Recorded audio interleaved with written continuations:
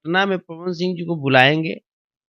अब मोदी जी बोलेंगे कि आई हो, अपना घरवा वाली को तो मंचवा पर करे लेके चल गया था। काहे कि मोदी जी तो परिवार विरोधी आदमी है। वोट मांगने लेकर गए थे माता जी को, अपनी वाइफ को, अपने दादाजी को, अपने चाचा जी को। ये क्या बात हो गया? हो सकता है, क्योंकि वोट मांगने के लिए जब पत्नी वाली बातें हो तो मोदी जी भी तो पत्नी हैं। मोदी जी तो पहले छुपाते थे कि भंडा आदमी है, लेकिन बाद में पता चला कि भाई पोछियो आदमी के है? तो मोदी जी पूछेंगे पवन सिंह जी से, क्या ही हो बताओ पवन, हैं? ये जे ले करके गया ही कहीं वोटवा बिगड़ेगा तो ना? ये परमानेंट सेटलमेंट कर लिए हो काजी? पवन सिंह जी से पूछेंगे मोदी जी। हमको लगता है इसीलिए वो आ रहे हैं पटना में, इसीलिए वो पटना में आ रहे हैं। वो पूछेंगे पवन सिंह जी से कि कहीं परमानेंट ये तो सेटल। सभी लोग जानते हैं कि पवन सिंह की वाइफ ज्योति सिंह है और ज्योति सिंह को पवन सिंह ने अपना भी लिया है। ये कल के मंच पर डायरेक्टली दिख भी गया कि पवन सिंह की माता जी और ज्योति सिंह जी आंचल फैलाकर काराकाट की जनता से अपील कर रही हैं कि एक बार पवन सिंह को मौका दिया जाए। अपील करने का कहाँ मौका दिया गया? आंचल फैलाकर देखे नहीं स्टेज से, तो वो हो सकता है कि डरा करके पहले ही बोल दिया हो कि आंचल फैला लेना। डराकर खुश नजर आ रही हैं ज्योति जी, मंच पर आप बोल रहे हैं डराकर। अरे जाहिर सी बात है, देश की बेटी है, खुश तो रहेंगी। उनका वैवाहिक फिर आप डराकर क्यों बोल रहे हैं? जैसे हम वही कर, उनका वैवाहिक जीवन संभला है, जाहिर सी बात है कि देश की बेटी है, समाज की बेटी है, खुश तो रहेंगी। लेकिन क्या पवन सिंह जी के तरफ से रियल में उनको परमानेंट एक्सेप्ट कर लिया गया है? एक्सेप्ट किया गया तभी न उन्होंने बोला कि तूहू कुछ बोलबू, वो तो तूहू कुछ बोल। हाँ, वो तो दिखावे के लिए हुआ। वो तो दिखावे के लिए हुआ। आपको ऐसा लगता है कि ज्योति सिंह जी 5 मिनट मंच से बोल नहीं सकती थी? पढ़ी लिखी व्यक्ति हैं, जरूर बोल सकती हैं। तो फिर उनको क्यों नहीं उनको बुलवाया गया? हो सकता है बहुत ज्यादा जनता का प्यार मिल रहा था, बहुत ज्यादा जन सैलाब था, इस वजह से ज्योति सिंह जी थोड़ा हिचक गई होंगी, नहीं बोल पाई होंगी। कान में आप सुने देखे भी होंगे फुटेज, कान में बोली है पवन सिंह को कि रहने ये दीजिए। हिंदुस्तान की नारी है पत्रकार महोदय, और हिंदुस्तान की नारियां जन सैलाब से नहीं डरा करती। आप देखिए ना, हेमंत सोरेन जी की पत्नी कल्पना सोरेन, हेमंत सोरेन जी के जेल जाने के बाद दहाड़ दी। उनके पति वहां पे नहीं थे, फिर भी दहाड़ दी। अरविंद केजरीवाल जी की पत्नी सुनीता केजरीवाल, अरविंद केजरीवाल के गैर मौजूदगी में भी दहाड़ दी। यहाँ तो पवन सिंह जी थे वहां पे ना।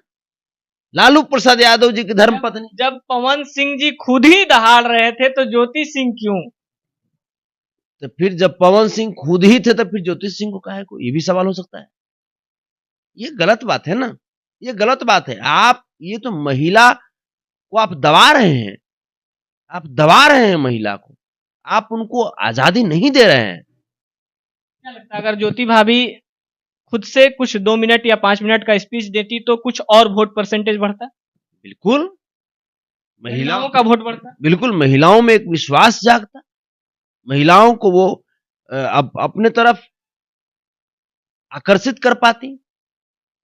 तो ये जो चीजें हैं जो हुआ वहां पे, तो हम लोग भली भांति इन चीजों को हम लोग समझ रहे हैं। ठीक है, सब कुछ ठीक है, सारा चीज चलता है, लेकिन क्योंकि ज्योति सिंह जी जो हैं वो पढ़ी लिखी टैलेंटेड महिला हैं।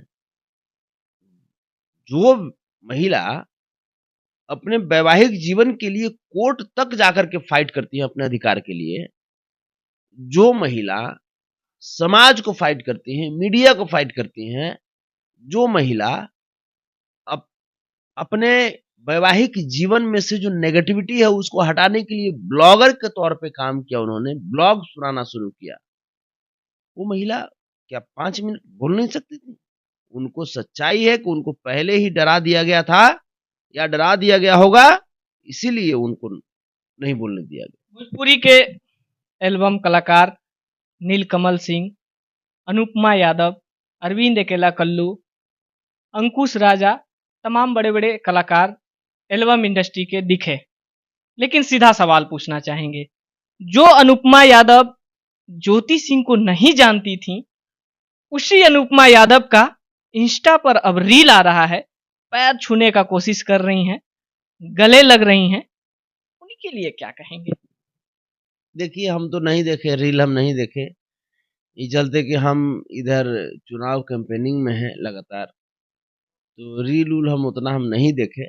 लेकिन हाँ, इतना है कि चलिए, गलती सलती हुआ अगर उन लोग उसको महसूस कर रहा है तो कोई बात नहीं है, कोई बात नहीं। बाकी जो कलाकार लोग आए थे, मेरी शुभकामना है सभी कलाकारों को, जितने भी एल्बम के कलाकार आए थे। भाई इंटरटेनमेंट तो अच्छा कराए काराकट, इंटरटेनमेंट बढ़िया चला। एंटरटेनमेंट के साथ साथ वोट में भी तब्दील करेंगे। देखिए, सच्चाई है कि उन कलाकारों को भी अधिकार है वोट देने का। पहले तो ये आई, क्या वो कलाकार लोग सही में पवन सिंह जी को वोट मारेंगे? क्यों नहीं मारेंगे? हमको तो नहीं लगता है। हमको एज ए कलाकार संतोष रेणु अगर जाएंगे वोट गिराने, उपेंद्र कुशवाहा हो, राजा राम सिंह हो, पवन सिंह हो, तो किसको वोट देंगे? जनता के हिसाब से बताइएगा, कोई राजनीतिक नहीं कीजिएगा, एक कलाकार होने के नाते भी। देश है तब ना हम कलाकार हैं। जब देश में न रहेगा तो हम कलाकार रहेंगे? संविधान है तब ना हमको गाने की आजादी है, तो संविधान को बचाने के लिए वोट मारेंगे ना पहले। जाहिर सी बात है, संविधान इंडिया महागठबंधन बचा रही है। राजा राम कुशवाहा जी को शायद पवन सिंह जी का आप नारा नहीं सुने हैं, सारा दल में दलदल बा, सबसे बढ़िया निर्दल बा। तो ठीक है, निर्दल बा कब? आप बीजेपी से अभी इस्तीफा दीजिए, इस्तीफा दीजिए अभी। लोगों को बुड़बक बना रहे हैं आप। एक दिन बीजेपी में सटल हैं और दूसरा दिन बीजेपी भी आपको नहीं हटाया है, बीजेपी भी इनको ना हटाया है, निष्कासित किया है पार्टी से, और ये भी इस्तीफा नहीं दिए हैं सदस्यता से, तो आप भी तो बीजेपी में हैं। आप नकाब ओढ़ करके सोच रहे हैं घी पीने के लिए, तो ये बिहार है। यही नकाब के अंदर भी झांक लेवेला कि एक असली चेहरा का है। यार्ज भट्ट की धरती है, नकाब के पीछे बीजेपी का चेहरा है, तो और कौन चेहरा है? और कौन चेहरा है? अरे बीजेपी उपेंद्र कुशवाहा जी को हराना चाहती है चुनाव। उपेंद्र कुशवाहा को क्यों हराएगी? एनडीए महागठबंधन के वो लोग अलायंस हैं, अलायंस पार्टी है, तो फिर क्यों हराएंगे उपेंद्र कुशवाहा को? उपेंद्र कुशवाहा बिहार के एक अच्छा नेता माने जाते हैं कुशवाहा समाज के, फिर क्यों? से बीजेपी अपनी आदत से बाज नहीं आ रही है। अभी मैं आपको एक और खुलासा कर देता हूं, नीतीश चाचा जी की जो पार्टी है उसमें 4 गो से ज्यादा कैंडिडेट नहीं जीतने जा रहा है, आप लिख लीजिए। ये आप भूल रहे हैं कि नीतीश चाचा ही सबसे ज्यादा बिहार में पार्टी जीत के गए। मैं आपको बता रहा हूं ना, आप लिख लीजिए इसको, 4 सीट से ज्यादा नीतीश कुमार जी नहीं जीतने जा रहे हैं। बीजेपी उनको हराएगी, नीतीश कुमार को। बीजेपी अपने सहयोगी पार्टियों को खत्म कर देती है, और इसके जीता जागता उदाहरण है मुकेश सहनी जी, गरीब के बेटा, जिनके समूचे विधायकों को अपने तरफ मोड़ लिया गया। उपेंद्र कुशवाहा की पार्टी भी इस बार खत्म। वही चीज हो रही है ना, जिसके जीते जागते उदाहरण उपेंद्र कुशवाहा जी का पहला रालोसपा क्या हुआ, जिसमें ये क्या बोलते हैं, अरुण शर्मा जी हुआ करते थे सांसद, उपेंद्र कुशवाहा जी सांसद हुआ करते थे, क्या हुआ आज उनका? अब मैं आपको बताता हूं, चिराग पासवान जी के चचा जी का क्या हुआ, पशुपतिनाथ पारस जी का क्या हुआ। तो ये तमाम चीजें जो है, इनसे शिक्षा लेनी चाहिए। बीजेपी अपने अलायंस की जो छोटी छोटी जो पार्टियां हैं उसको सीधा निगल जाती है, चबाती भी नहीं, सीधा निगल जाती है, आपको मौके नहीं मिलेगा कुछ बोलने का भी। तो वैसे ही उपेंद्र कुशवाहा जी को बीजेपी इस बार खत्म करना चाहती है, डिमोलिश करना चाहती है, और ये बात सब लोग जान रहे हैं, काराकाट के लोग भी जान रहे हैं।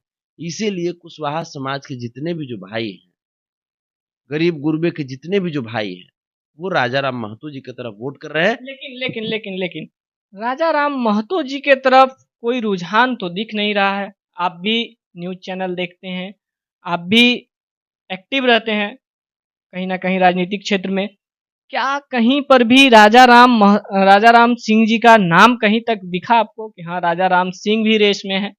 सिर्फ काराकाट में पवन और उपेंद्र कुशवाहा ही दिख रहा है। आप ये बताइए, वायुमंडल में आपको ऑक्सीजन कहीं दिखाई दे रहा है? फिर भी आप ले रहे हैं ना, हम भी ले रहे हैं। ऑक्सीजन कहीं ना कहीं दिखता नहीं है, वो हम लोग महसूस कर सकते हैं।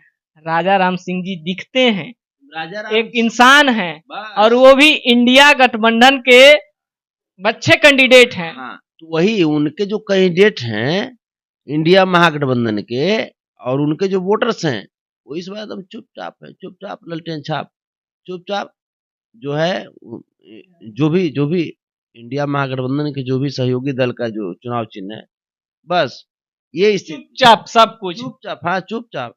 अब जो है स्थिति कि ये लोग अंधड़ बनने का प्रयास करते हैं, तो अंधड़ में धूलकन भी होता है, वो आंख में घुस जाएगा तो किरकिरी ला देगा वो, है ना। तो ये भाजपा वाले लोग अंधड़ मचाने का प्रयास करते हैं।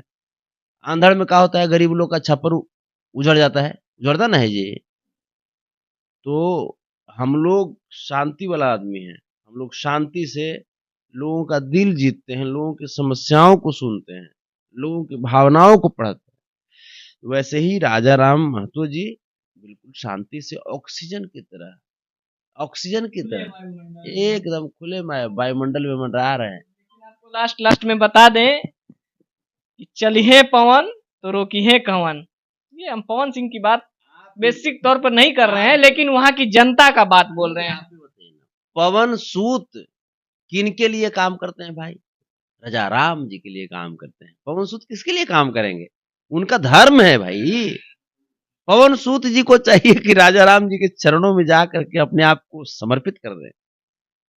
पवन सूत बस अंतिम बात, क्या ये दो लड़ाई में राजा राम सिंह जी का कहीं ना कहीं सहयोग तो नहीं कर रहे हैं पवन सिंह जी?